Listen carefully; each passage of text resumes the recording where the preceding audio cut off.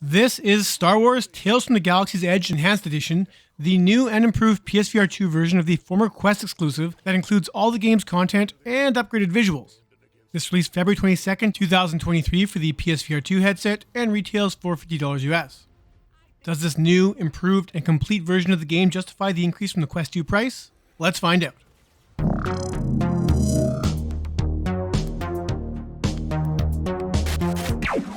Before we get to it, if you enjoyed this video, don't forget to like, subscribe, and give us a comment about what you think about this release. And don't forget to join us live every Thursday at 9 p.m. Eastern Time for the Virtual Boys podcast right here on this channel.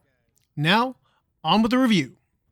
The premise here is somewhat familiar, with you playing the role of an unassuming droid repair mechanic on a ship raided by pirates while en route to deliver some precious cargo.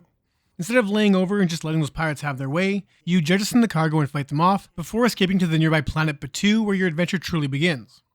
I was a fan of the Quest release for Tales, forgiving its shortcomings in favor of some decent presentation for the Quest 2, and enjoyable campaign with the Last Call DLC expanding and improving upon the base game, making the entire package a solid one. With this release you get both campaigns, which feel much more like one cohesive 6-hour adventure, as well as all the bonus Tales missions surrounding Jedi Knight Adi Sun Z's struggles, and an action-packed story featuring the assassin droid IG-88. Content-wise, it's a solid package offering a decent campaign with a fair bit of optional replay factor if you choose to tackle some of the bonus missions that send you back to the stages you've already completed. Tales plays like any traditional VR shooter, with holsters on either side of your hips for the various single and two-handed blasters you'll use, while your chest holds a multi-tool needed to bypass access panels, and a little pouch which acts as storage for everything you find up Batuu, from scrap, grenades, recipe ingredients, remote droids, back-to canisters for health, and whatever else you stumble across, with one additional storage slot on each wrist which can hold the latter two items I mentioned without having to bring up your inventory. The last major accessory is your jetpack, which can lift you up short distances to help teleport to higher levels and can be upgraded later on to reach even loftier heights and even move around a bit. When needing to drop or jump to platforms, you'll have to use the teleport function, which is unfortunate, though outside of that, full locomotion is now available in this version with standard comfort options for those that need them. What this all means is there is a decent variety in the gameplay thanks to all the options at your disposal, and when not in combat, exploring every corner for collectibles and accessing containers provide some nice distractions from what can be, at times, monotonous combat. One of my larger issues with Tales is the AI, or lack thereof, as enemies often behave in very simple and predictable ways. Pirates may take or move from cover to cover, firing occasionally, and when they come in large numbers, it can be a little challenging, but I rarely, if ever, felt like I was in danger. Almost every encounter plays out in near identical fashion, with you stumbling across the next batch of baddies who take cover and try to take you out from a distance, so I do recommend playing this on the harder difficulties as the increased enemy health and damage will force you to play a little smarter, otherwise it's typically too easy.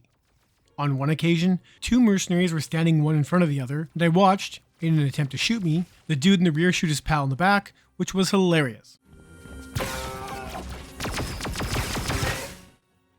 As you make your way through the story, new enemies are introduced, though for the most part behave the same, and it's fairly easy to tell when you get to the Last Call campaign stuff, as the scope of the game increases with more impressive set pieces and a more engaging story involving lost Jedi temples and the First Order.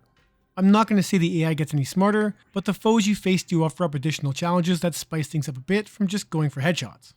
It's an enjoyable journey, and while the combat can be a little tedious at times, encounters don't typically last very long, and it is fun to use all the different weapon options at your disposal, with my personal favorite being the remote droid that explodes once it finds its target. When not shooting, you'll be looting, as enemies may drop loot or scrap, and side missions will require you to find various components and ingredients hidden in each stage. Storage containers and access panels will need to be opened by your multi-tool and contain simple mini-games like removing welds with your torch, using your slicing tool to hack the door, or your drill tool to remove doors or spin door controls so they line up and open said door. I found these to be somewhat welcome distractions, though they are used a little bit too much in the first half of the game for my liking, with the Last Call stuff just feeling a little more streamlined. You can also find little toy droid units hidden throughout the entire game, usually up high or in some nook, and when you're close to them you can hear them twitter and buzz. All that loot and scrap allows you to purchase upgrades and cosmetics at Mubo's shop. Those upgrades include various gloves which modify your damage, shield, and health stats, as well as additional over-the-shoulder weapon storage, that jetpack upgrade, or you can just snag some supplies like back cartridges, grenades, or remote droids, though I found the game provided more than enough of all those items and never needed to buy any more. When you factor in the main story, the additional tales, and the amount of side missions and upgrades you can purchase, the entire Galaxy's Edge content package is a decent one, offering hours of Star Wars goodness. As I said, I think Galaxy's Edge for the Quest 2 is one of the better looking games for that platform, But if you had to compare the two side by side, which I did here, then the Enhanced Edition blows the standalone version out of the galaxy.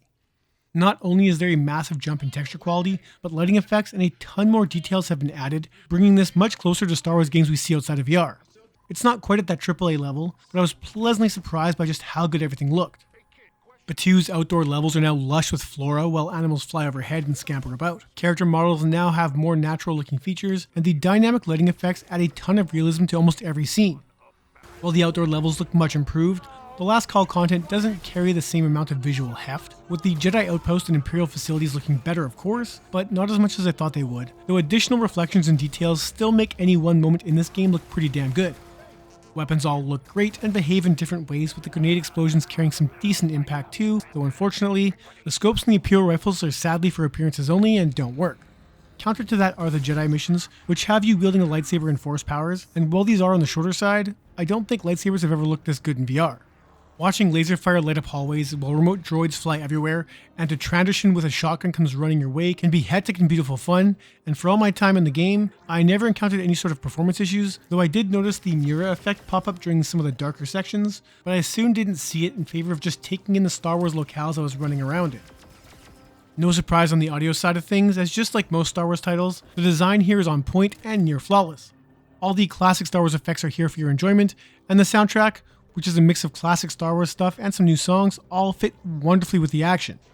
In fact, there's one particular song that pops up during the latter half of the game that did get my juices pumping, as it's an intense track that lets you know you're about to be in for a fight.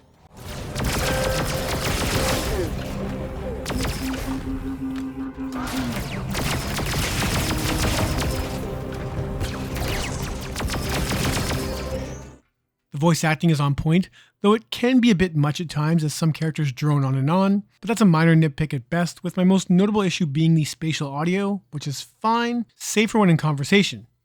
It's in these moments where, if I wasn't directly facing the person talking, their voice would become very quiet in the ear that was away from them, creating a rare disconnect in otherwise flawless audio presentation. Haptics are up next, and thankfully, Tails uses them to their fullest, with each gun type feeling unique, while any damage taken rattles your headset.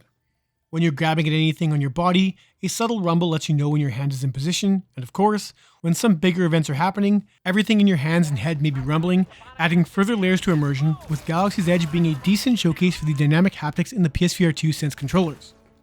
Despite the improvements in the Enhanced Edition, this time around I just couldn't be as forgiving of its shortcomings as I was when this originally released 3 years ago. It's the same game with much improved presentation and use of haptics, and I had fun running through canyons, caves, temples, and facilities killing all the bad guys that got in my way. I even enjoyed revisiting the much more passive Jedi side missions, but the simple AI and repetitive combat did have me wanting for a bigger and better sequel, and not just a pretty remake. If you're a fan of Star Wars, then I bet you'll have fun with this, and if you're just looking for a campaign shooter for your new headset, Tails is an overall solid value offering plenty of reason to stay in VR. I'm going to give Star Wars Tales from the Galaxy's Edge Enhanced Edition an 8 out of 10. I still had a lot of fun coming back to this new and improved version of the game. Don't forget, if you enjoyed this video, hit those like and subscribe buttons, and that's it for this one. Thank you so much for watching.